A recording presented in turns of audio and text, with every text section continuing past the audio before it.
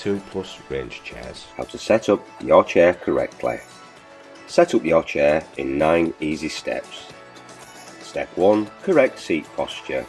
When sitting in an office chair, the natural tendency is to slouch down or slouch over in the chair. This posture can overstretch the spinal ligaments and strain the discs in the spine. Over time, incorrect sitting in this way can cause damage to the spinal structures and compound existing back pain. The correct seating posture should have the user's head, shoulders and hips positioned directly over one another.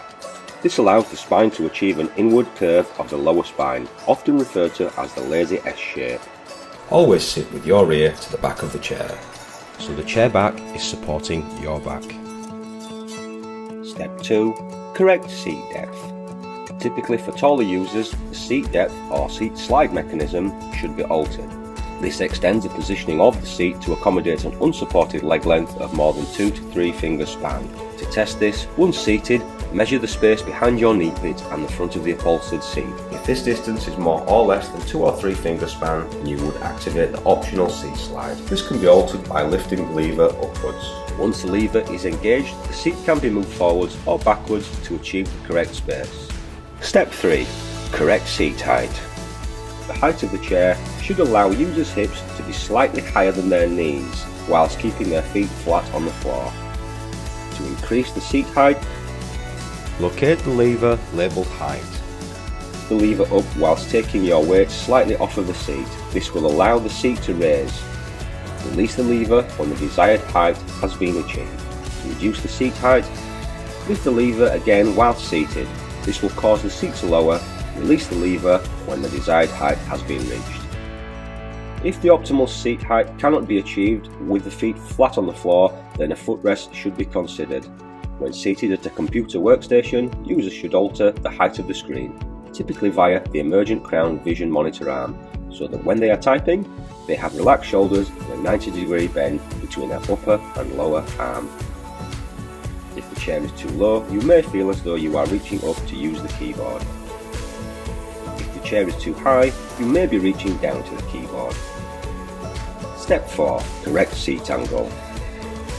To achieve the optimal seating position for the user, the angle of the seat might need to be altered. To do this, locate the lever labelled seat. We raise the lever to the preferred angle and then release the lever. Step 5. Correct back height. The main lumbar cushioning of the chair back should be positioned to support your lower back. The chair back height can be adjusted up or down to achieve this. The back height adjustment works on a ratchet system. This can be altered by placing your hands as shown and lifting the back gently upwards. Once the back has reached its highest point, you can then gently return it back down to the bottom and start again. Step 6. Correct back angle. The chair has an adjustable back angle to allow you to find the optimal, comfortable seating position. This can be either fixed in one position or allowed to free float to constantly move with you. To allow the chair to be in free float, simply lift the lever labelled back. This will allow the chair back to provide support consistently as it mirrors your movements. Alternatively, you can set the back angle. To do this, locate the lever labelled back and move your body backwards or forwards to find a comfortable back angle position. Once comfortable, lower the lever to lock into place.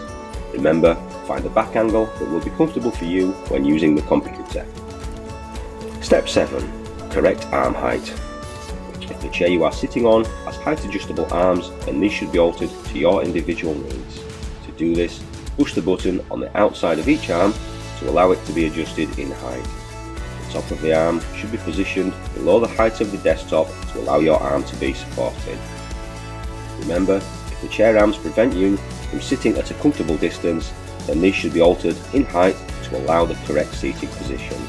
For small users, it is advisable to ensure that the adjustable arms are not set too high to cause you to hunch your shoulders. Shoulders should fall naturally while seated. Step 8. Correct lumbar support. If the chair has been manufactured with a pump-up lumbar support, then you can alter the amount of available support that the back can provide. The pump can be inflated to increase the amount of support in the back by pumping the bulb. Support can be reduced by holding the release button. This support needs to be altered to suit your needs. Step 9. Correct chair casters. Chairs come usually with standard carpet casters, but alternatives can be specified for different environments. Soft tyre restraint casters can be optionally fitted.